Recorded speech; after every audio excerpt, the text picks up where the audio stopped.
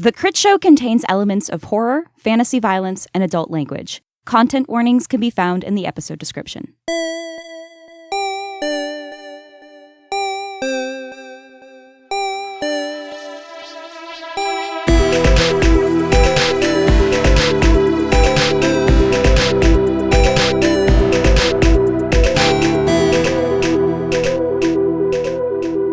So who had acute onset vertigo for next on Jake's maladies list?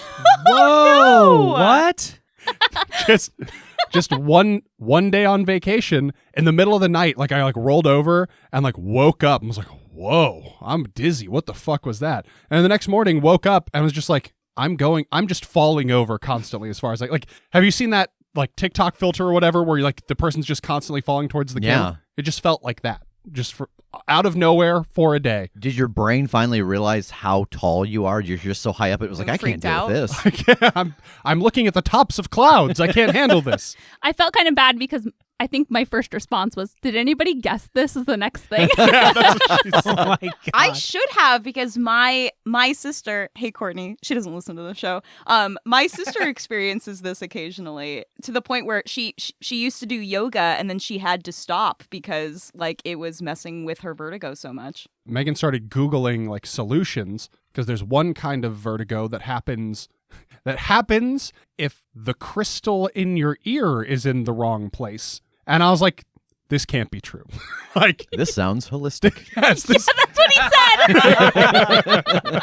Get that amethyst out of your ear. And I was like, okay, is there one crystal and it's always in your ear? Or are there a number of crystals and this one's in the wrong place? What are they made of? How did they get there? He was like, why are there crystals in my ear? And I was like, I don't know. I didn't look that You far. never use Q-tips. It's going to happen eventually. But you lay back and you tilt your head one direction because basically it's in like a semicircular channel in your ear. And so you've got to use gravity to get it moving down the channel and then change the angle of your head so it continues down the channel and then change the angle of your head so it gets out. It's like pinball. You have to pinball it to the place. Yeah. Don't know where the place is. Don't know where out is because it doesn't fall out of your fucking ear or anything. No. You want it to be in. You want it to go back to its house. The correct end. It But reminds anyway, me of those rolling marble puzzles. Yes, exactly. Yes. That's what it is. and one of the things they're you'll know it's working if your eyes start rapidly going back and forth. Oh, and I was no. doing it on the one side and I was like, I don't know if I'm feeling anything. And then I turned to the other side and couldn't focus on anything because my eyes were shooting back and forth. And I was like, this is fucking sucks. This is worse than just having the vertigo. Then he got up and I was like, do you feel better? And he's like, I think so. No, I feel like I'm going to throw up. Now I'm nauseous. And I was like, oh no. His eyes didn't stop shaking. So we went about our day. We did stuff. I took some seasick medication just in case. And on the way home, my brother was like, okay, we're going to pass the urgent care. Do you want to go to the urgent care? And I was like, I'm going to ride it out. If I'm still feeling shitty 24 hours after it starts, I'll go. And he's like, all right, fine. Woke up the next morning, it was gone. Hasn't come back. Don't know why. Megan shook some extra crystals into your ear while you were sleeping. The problem is a lack of crystals. Some quartz for protection. Just sea salt. Yeah. I thought for sure this whole story was going to start with you ready to jump off a cliff into the ocean or something and getting that vertigo of looking down and all that. But no, it was just getting up in the morning. Huh? Yeah, sadly. All of my injuries, none of them stem from anything cool. I feel like I do cool shit sometimes, and that always goes pretty fine. But just, putting on a sock. Getting out of or bed. Lifting up a laundry basket or getting out of bed, whatever. Those are the things that fucking body me for days, weeks, months. Welcome to it, brother. Welcome And to that's it. on turning man. 30. Oh, no. Wait, several of these were before I was 30. No. You're just on the advanced course. I'm on the You're an accelerated overachiever. track. It's the talented and gifted of terrible maladies. Okay, so aside from the vertigo, how was the rest of your time in Hawaii? Well, I'm glad you asked. Let me pull out my notebook of other terrible things that happened to me. Oh, no. No, it was good. Yeah, it was good. I got fucking wrecked by the ocean. Oh, no. Don't do that. Go on. You shouldn't have stepped to it. You shouldn't have held your arms out in a let's fucking go gesture. So Yeah. I didn't 1v1 me, Ocean. Yeah. The one for the ocean counts as all the ocean, all the ocean entire in the ocean. world. 1v 6 trillion gallons, me ocean. Yeah, I didn't know what beach we were going to or anything. I just knew we were going to a beach. I don't really know much about Hawaii. I'd never been before. So, I wore my swimsuit and I had like tank top and shorts over it. So I was just like, wherever we go, I'm ready. I'm ready for anything. So we end up And the ocean said, guess again. Jake, why do they call this Haymaker Beach? I don't understand. We ended up at an ocean, and there was a bunch of sea turtles that like come up onto the sand. So I gotta go see those, and we like walked around a little bit. We're like, this is nice, but then his brother was like, well, this isn't the beach that I was planning on us like going to hang out at today. So let's go over there. So we're like, okay, cool. So we went over there, and the waves were hitting the shores like intensely, but I've never really been swimming in an ocean that wasn't like calm. So I just kind of like took cues from Jake and I'm like, all right. So we're like walking out there. I mostly planned on like laying out on the sand, but I was like, okay, I'm going to go get in the water. I'm here, So we're walking out and it's just like crashing on the sand and like pushing me backwards. And Jake's like, you just got to go. You just got to go. You just need to wait for a big one and then just dive in. And I was like, no. And he's like staying still and I'm moving deeper and I look back and I'm like, why aren't you coming?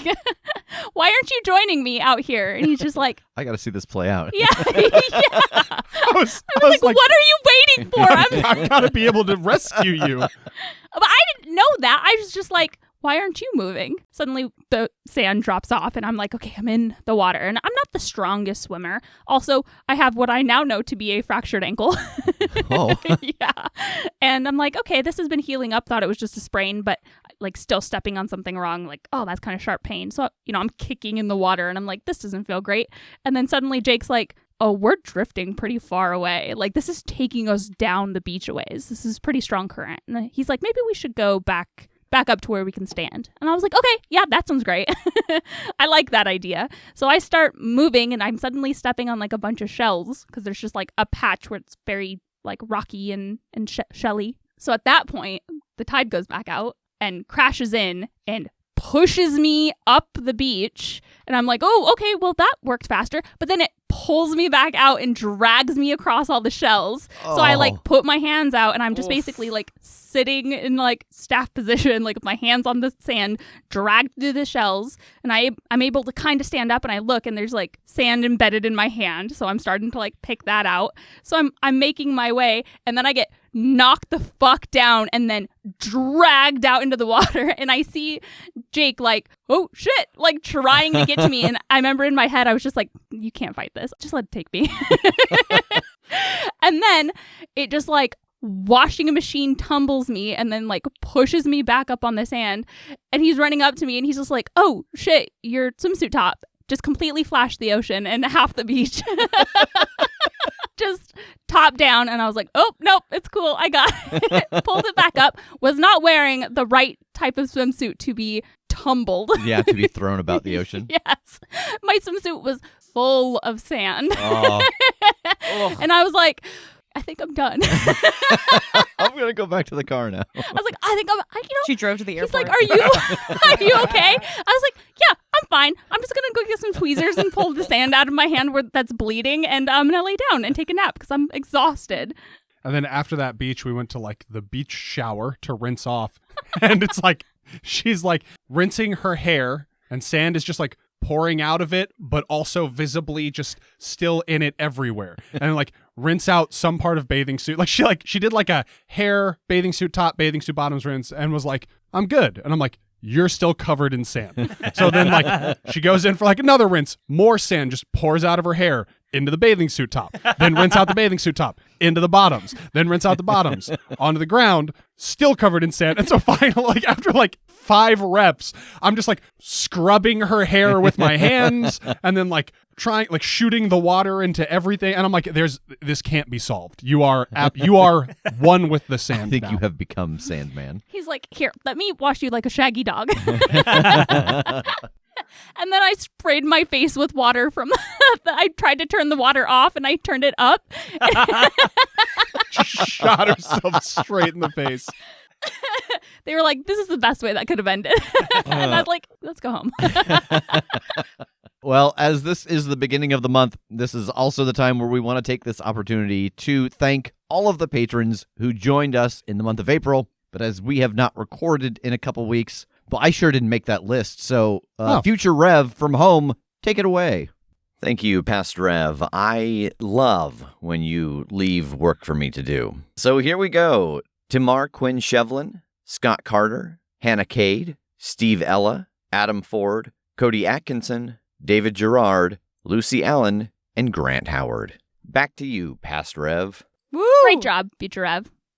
He did a good job. He did. So yeah, thank you to everyone who joined us in Patreon this month and for everyone who joins us in Patreon every month. If you are interested in getting in on the swag cycle, either the digital content or the t-shirt, this is the month to join in. So you can find all of that information over at patreon.com/theCritShow. And once we hit 456 patrons, we will be releasing our next GWIP. Our next whip, Our you next get a whip, car. You get a car. One of us can pay car insurance once we hit 456.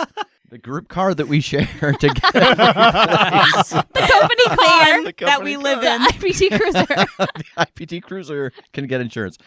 We will release the next GWIP, which is going to be Kim running us through Alice is Missing. So this is going to be in a video format, which is going to be very cool. I'm excited to play this. So I think with that, it's time to get into the episode. I get behind a false wall where White keeps the real heinous shit. Based off of a story that you told previously, he found something. He was able to make an elixir that hardens bone more. Based off of like that old pirate story. I don't know why I like the idea of him trying to, like, in his arrogance, solve the problem of another alchemist. Jake, as you step out to take in the scene, what you see is Kim lash out with this tentacle sword and grab this random vial off of one of the shelves and whips it over onto Dr. White. And it spreads quickly, burning away his coat and his hood, and it covers these bones. You hear him shriek. The Plague Doctor mask still manages to stay on. As this liquid spreads over him, the bones thicken and grow. Spikes of bones start to form off of his spine, off of his shoulder blades, even some off of his skull. He rises up, twice the size he had been before, covered in spikes. He's roaring in fury. Green gas is filtering in from the hallway as Megan coughs, slams Kim against the wall with this massive bony spiked wing. Kim, you are in Dr. White's clutches as his bones seem to swell, expand, and explode with spikes. He doesn't even have the time to look at you as he slams you into the ground and looks over his shoulder at someone else. You take 2 points of harm as you make impact. I have 2 points of health left. Would you like to stand your ground against going unconscious here? I would. All right, who are you going to use as inspiration? I'm using Megan. I'm seeing her in the hallway with the green gas, and if I don't get back to my feet, then I can't protect my soulmate. Absolutely fair. So you'll spend a bond with her, and she is right here. So you will take a +1. Would you like to spend any additional bond to get +1 on top of that? Yeah, I'm going to spend another bond. Okay. So I have a +2. I don't think we're facing your vice here, so you don't get a -1. 9. All right. You can mark a trouble here, or you can give in. Just be like, you know what? I'm going to take a little nap right now in the middle of this fight.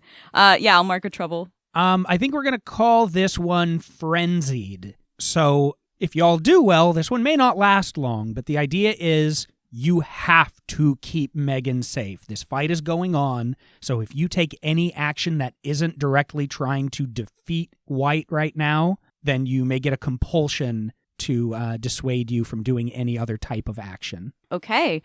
So I think the moment that compulsion takes hold, I'm going to spend my hold from theatrics. Okay. I think as I get slammed to the ground by Dr. White, I spit blood in his face, and I would like to fluster someone and take the ante with them. Awesome. And so you do. You spit as he's like looking back. He looks over at Jake, who has just emerged from this little hidey hole, and then back to you as blood sprays over his mask and skull. And he looks like he's going to lift you up to slam again, but he's just so off kilter here that he takes a few steps back, leaving you on the ground. Nice. So he is not currently making physical contact with anyone? That's correct. I'm going to throw a bone bomb at him. Oh, shit. Let's, I think this is probably more of a dirty trick to use the bone hardener. I'm going to spend my only luck. All right.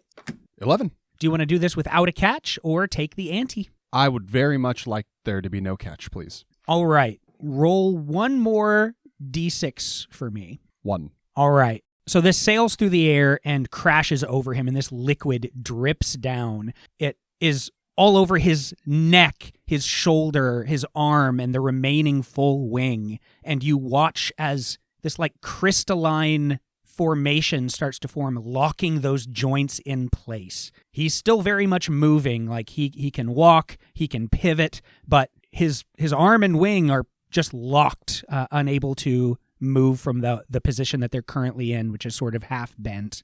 Megan, that mist in the hallway, this green liquid, is starting to stick to your skin a little more. It has a tingling sensation, and with every breath, you can feel it coating your throat. What do you want to do? I'm just trying to get out of the cloud. I'm trying to get to fresh air again. Yeah, just coming back into this room, or like backing down the hallway out of the danger? No, I think back into the room where I came from. No problem. The fog seems like it's growing a little, but at worst, it might just spill into the room a bit, into the entry. There wasn't enough liquid in that vial to, like turn into a massive fog that's going to cover the room or anything. I'm going to use my superstition book. All right. What knowledge are you invoking here? That Dr. White is essentially a kind of like a surgeon, right? Like he's manipulating body parts, and he's doing a lot of work with bodies. And so I imagine in this room with all this like operating tables, there is some sort of like drain implemented in the floor. And so as he is thrown off weight from one of the sides of his wing and his arm being frozen, I think he is so much bigger now than he was before, and he steps onto that drain and gets stuck. Oh, that's good. Okay. So let's see a mysterious power. 7. All right. So this is going to exact a personal cost and surge out of control. I think for the personal cost, as you're getting the book out and trying to read this and focus on it, you're feeling that burn in your throat from the mist you've just stepped out of, and you take a point of harm as you try to speak through this. And it works, of course, as Dr. White takes a step and his foot breaks that drain where some just unspeakable fluids sort of still lingering from his recent work. He steps down hard, it shatters, and a lot of this liquid splashes up all over the floor around him. So anyone wanting to get close to do anything to him in melee range are going to take a -1 on their roll. And I go done for. Oh, shit. All right. Would you like to stand against that? Yeah, I would love to. All right. Who are you going to use to spend a bond with as your focus? Kim. And she is right here, so you get a +1. Would you like to spend any additional? No. I will hold on to the other one that I have. All right. You get to roll with a +1. 8. All right. You can give in anyway or mark a trouble. I'll take a trouble. All right. I think we're going to call this poisoned. I think this green mist has taken hold. So I think until you can be treated for poison, that just any stressful situation, maybe a rollable move or a thing where you're all having to act quickly, a repercussion for you might also be taking harm from the poison, even when it doesn't necessarily make sense otherwise. Oof, okay. Yeah, I'm just coughing. I'm just like, it's not great apple. It's not. I thought it might be. It's not. But you are still upright. Landara, you've seen these actions all happen in moments as this crystalline formation forms over White's arm and wing and part of its neck. It slips and cracks open a bit of this drain in the floor and seems to be stuck there trying to rip his leg up out of that. What do you want to do? I'm going to take a couple steps forward and fire into the torso. And I'm going to use my move, the Black Mark, to try to do a little extra. Okay.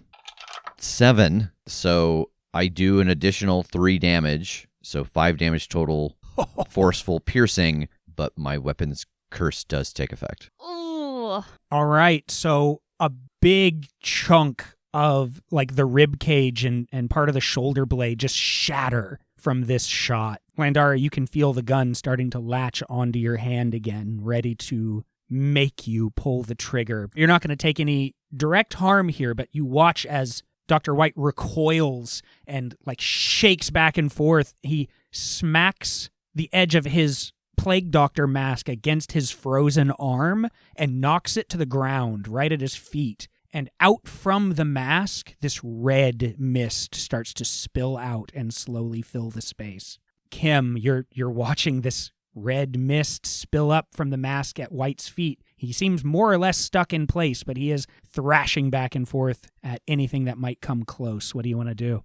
So his feet are somewhat immobilized, right? Yeah, one foot is like stuck in this drain. The other one is like still up trying to get leverage to pull the other foot out. And we've got one arm and a wing somewhat immobilized. Correct. I would like to spend my ante. I want to use my whip rapier to wrap around Dr. White's free arm. And if I could use that to Shadow of the Colossus my way up giant Dr. White and then just pull out my dagger and then just try to stab him in the fucking face while his arm's immobilized. Absolutely. If you're spending the ante, then so you do. Get up and onto his back, stabbing him in the face. And you, this close, there's this mist spilling up all around you both, but you're seeing what's under the mask for the first time, that his skull is twisted and almost demonic in a way, the way that the skull has just been formed, what was covered by this mask. You see his eyes underneath, still in the meat somewhere in this skull, like looking up at you as you just continue to stab him in the goddamn face. Yeah, and this is like, a lot of the other stuff that I've done in fights has been kind of like artful and elegant and cool. This is very much just like rabid honey badger, just like leaping atop this giant thing. I'm seeing red right now. Jake, you're watching this, like part of his ribcage just exploded from Landara's shot, and Kim is instantly up on his shoulder, stabbing him in the face. What do you want to do? Does he seem like he'd be any more vulnerable from inside? Aren't we all? Yeah. Yeah, I could go with that. Okay, then I want to try and squirrel my way into him so I can attack from there and hopefully bypass some of his armor. Okay, I think this has to be a break-in because you've got rough terrain here with the slippery floor, and this red mist is like slowly raising around the room here. So yeah, let's see a break-in. Okay. Oof, 6. Yeah, it makes sense. I'm on the back of Dr. White. Can I spend a bond with Jake to bump that up to a mixed success? I think just like trying to wrangle Dr. White to make a better opening for Jake. Absolutely. So you get to pick one from the list, and so do I. You run into an obstacle you didn't expect.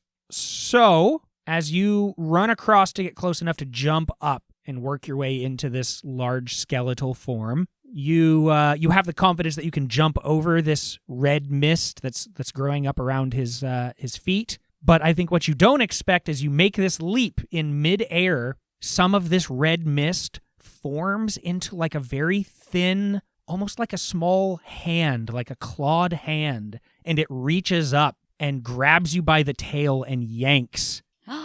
It's not enough to like stop your progress in the air, but it throws you off kilter a bit, and you land more around White's hips to like crawl up into his rib cage. as you're that low, right at the top of where that mist is growing, more of these red clawed hands lash up and slash at you before you can get up to safety. Well, safety? Not really. But you take 1 harm from their claws. I get to be next in the line of people going done for. Oh my God! Who do you want to use to stand against this? Landara. Okay. She is here, so you get a +1. And do you want to spend any extra? I don't have any extra. Then you get to roll +1. 10. Nice. You are good to go. Now that you're up in here, what do you want to do? Blast him. All right. Roll get into a scrap. Sorry, I mean I cocoon myself and insulate myself from danger. That's what I meant to say. I start pulling his levers and operating. Yeah, I was like, this is the part where you take over. Ratatouille from the inside. 8.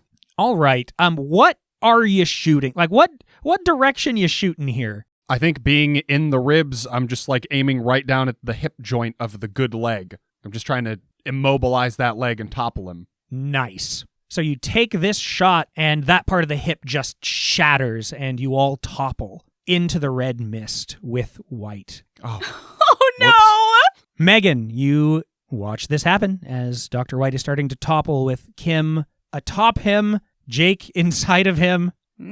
What do you want to do? I want to start looking at the shelves, looking at some of these vials, see if I can find anything that is labeled that I can be confident isn't going to make him stronger or bigger. And Reading labels? Who does that? He's an evil genius. He's going to mislabel everything. it's all in doctor scribbles. I can't read any of it. Don't put this on me. It'll hurt me so badly. Bone hardener, no. Yeah, I think you see a couple of things that are pretty obviously some sort of acid. I didn't think this through. Kim's there and Jake's inside. We're fine. Just pour some acid on him. I've got to burn White away so that Jake can emerge.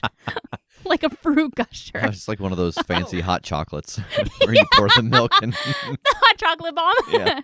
Give me a size up as you look at these items. 5. It all looks like some sort of acid, some sort of thing that will burn away anything it touches. That is pretty much just different styles and flavors of acid. Boy, I wanna find like a bucket or like a big bowl or something and just start mixing these acids together. Get a stew going. All right. So as you run over and start throwing things together, let's roll this in order here. Roll 2d6 and just tell me what each individual die says. 4, 1. All right. You throw the first one in, and immediately you know like that. Yes, I got it. This is dope because it is clearly like a bubbling acid. And then you throw in the second vial, and when they connect, there's this like small mushroom cloud of vapor that bursts out, and you take 1 point of harm as this acidic gas washes over you. Landara, the urge to keep firing is washing over you. Your friends are in the way as well, but it doesn't really matter to the gun as it is literally making you fire. Would you like to stand your ground against the compulsion to essentially just hit this thing's center mass and obliterate him, regardless of whether your friends are in the way or not? I would like to avoid that. I just watched Jake crawl into his center mass. Mm-hmm. All right. Who would you like to use? I think Jake. That's fair That point. makes sense. Yeah. I'm just like looking at you with big eyes, shaking my head very slowly. I just imagine that there's just like holes in Dr. White and you just see Jake's face over here and then you see him over here. So you get a +1 because he is in view. Do you want to spend any extra with him? Yeah, I'm going to spend my last one to give myself another All right. Get a +2. 12. Outstanding. Woo. So not only are you able to pull the trigger without hitting your friend, that curse washes away and you feel like you are in control again. So that was going to count as your shot because you couldn't help it. You were going to shoot anyway. You were just able to direct it. So describe your kill. Seeing that everyone is kind of in this mist and knowing that like there's a lot of blowback from this gun, I think Landara moves forward into the cloud with everybody and tucks this gun up through Dr. White's chest, like past Jake underneath his head, and pulls the trigger to blow his head off from kind of the inside and hopefully disperse some of this gas with the forcefulness of the explosion. And so he goes down. Landara, you're in a dark space, and the massive skull with its bony tentacles is looking at you, pleased. Well done, but we have more work to do before you leave my world. The one whose plans you're trying to foil brought something with it here. The first of a kind that I do not want in my world. An undead that could become a plague. You will kill this world's first vampire. Her name is Pepper Anson. You will find her on your trail. And you are back in the lower decks of the ship. Your friend's scrambling out of the red mist as it dissipates from your blast. Everybody all right? I think so.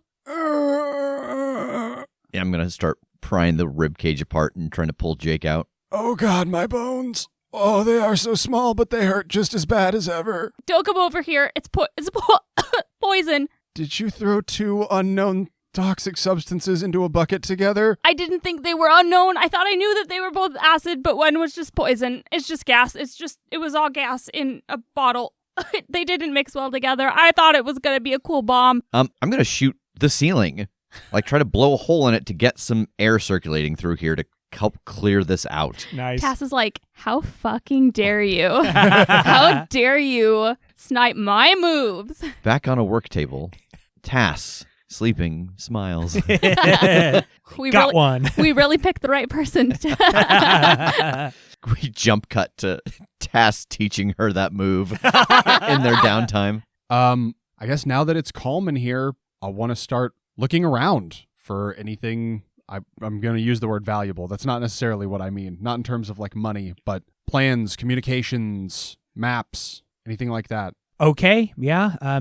You don't find much that you haven't found already. A lot of what's left are just plans. It's magic spells, almost like recipes that both mix between alchemy, science, and magic, some of them fusing all three. And the important thing that you find is the schematic for the magic circle here. And you realize that the ships here at the centralmost circle, like immediately surrounding the whirlpool, on the bottom of the hulls are where the runes are etched. You get the idea that there's a lot going on with this one about how it's siphoning power, that the whirlpool is innately magic in some way, and so they're pulling from that and also using that magic to create all of these undead walking around. They're both like double duty siphoning this magic to create its protectors as well as siphon to the overall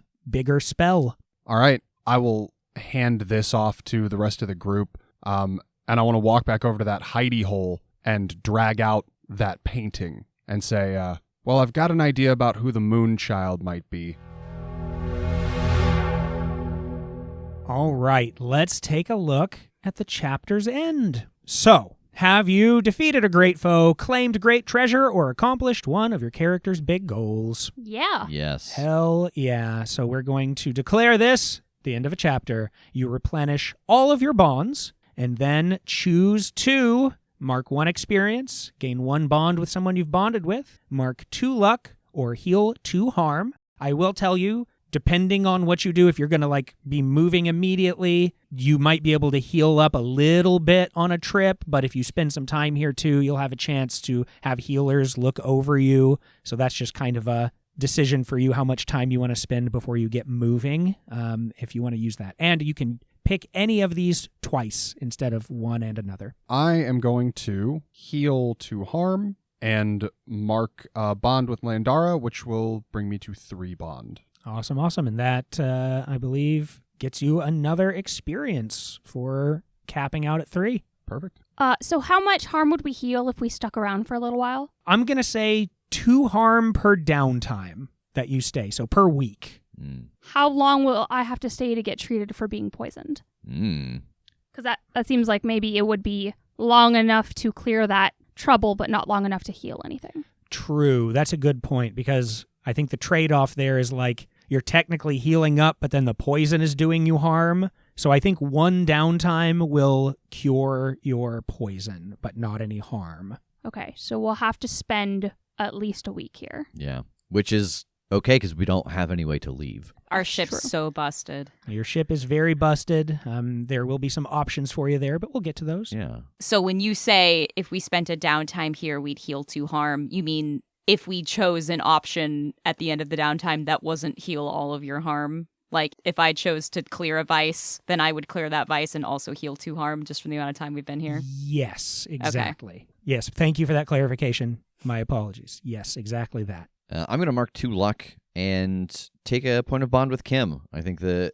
Hey! they did a lot more fighting together this time and just making that connection of like, oh, someone else who's trying to be in the time and place that they are as opposed to the one that they're from. Very nice. I'm going to take a bond with Landara and take a point of experience. I will heal 2 harm and mark a point of experience. Okay. And that levels me up. Nice. What are you going to take? I'm taking a move called Zainzuk. Once per session, you may spend a bond with a crewmate who is currently aiding you to use a book's power as if you had rolled a 10+. Nice. So yeah, I can do the Unleash a Mysterious Power and only have to pick one of the ramifications. Okay. From that last fight, too, I want to give a point of luck to both Kim and Jake for this double team Shadow of the Colossus / infiltrate and destroy move. Yeah, I think one for Megan for using the book specifically to target the things that Dr. White would have to do his work to then trip him up when he wasn't the size he was used to moving around his laboratory. Yeah, that's a good call. Thanks. So you're able to help each other up to the deck. You find your crew who were terrified but are now looking around at all of the undead that are no longer moving. You meet up with Siobhan and Jara, and together you're able to bring all of the survivors, bruised and battered, back to safety to take stock of what to do next.